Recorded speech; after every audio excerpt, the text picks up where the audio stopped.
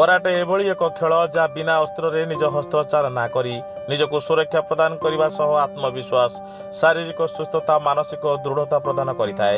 ଏହି ଅବସରରେ ରାଉରକେଲାର ଭଞ୍ଜଭବନ ହଲ୍ରେ ପ୍ରଥମ ରୟାଲ କରାଟେ ଓପନ ଚାମ୍ପିଅନସିପ୍ 2024 ଚଳିତ ମାସ 27 ଓ 28 ତାରିଖ ଦିନ ଅନୁଷ୍ଠିତ ହୋଇଯାଇଛି।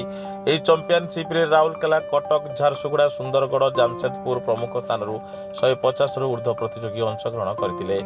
ଓଡ଼ିଶା ମୁଖ୍ୟ ଅନୁଦେଷ୍ଟା ଧର୍ମେନ୍ଦ୍ର ସିଂ ତାଙ୍କ ବକ୍ତବ୍ୟରେ କହିଲେ, ଓଡ଼ିଶା ଶିତୋରୀୟ କରାଟେ ପ୍ରତିଯୋଗିତାରେ ଓଜନ ଓ ବୟସର ବିଭିନ୍ନ କ୍ୟାଟେଗୋରୀରେ ସର୍ବକନିଷ୍ଠ ଓ ବରିଷ୍ଠ ବିଭାଗର ବାଳକ ଓ ବାଳିକାମାନେ ଭାଗ ନେଇଥିଲେ। ସେମାନଙ୍କୁ ଯୋଗ୍ୟତା ଭିତ୍ତିରେ ଗୋଲ୍ଡ, ସିଲଭର, ବ୍ରୋଞ୍ଜ ମେଡାଲ ସହ ପ୍ରତିଯୋଗୀମାନଙ୍କୁ ବ୍ଲାକ୍ ବେଲ୍ଟ ପ୍ରଦାନ କରାଗଲା। ଉପସ୍ଥିତ ସାମ୍ବାଦିକ ଶ୍ରୀମତୀ ସସ୍ମିତା ପ୍ରଧାନ, ଶ୍ରୀ ଇନ୍ଦୁ କୁମାର ବାଲି, ଶ୍ରୀ ବସନ୍ତ କୁମାର ଜେନା, ଡକ୍ଟର ପ୍ରମୋଦ କୁମାର ଜଗଦେବ ପ୍ରମୁଖଙ୍କୁ ଫୁଲଗୁଚ୍ଛ ଉତ୍ତରୀୟ ମେଣ୍ଟର ପ୍ରଦାନ କରି ସମ୍ମାନିତ କରାଗଲା। କାର୍ଯ୍ୟକ୍ରମରେ ସଭାପତି ରାଜେଶ ପ୍ରସାଦ ଦାସ, ସମ୍ପାଦକ ଶିବପ୍ରସାଦ ନାଥ, ସଭ୍ୟ ଉମାଶଙ୍କର ଦୁବେ, ରକି ଖାଡ଼ିଆ, ନାରାୟଣ ପ୍ରଧାନ ପ୍ରମୁଖ ପରିଚାଳନାରେ ସହଯୋଗ କରିଥିଲେ।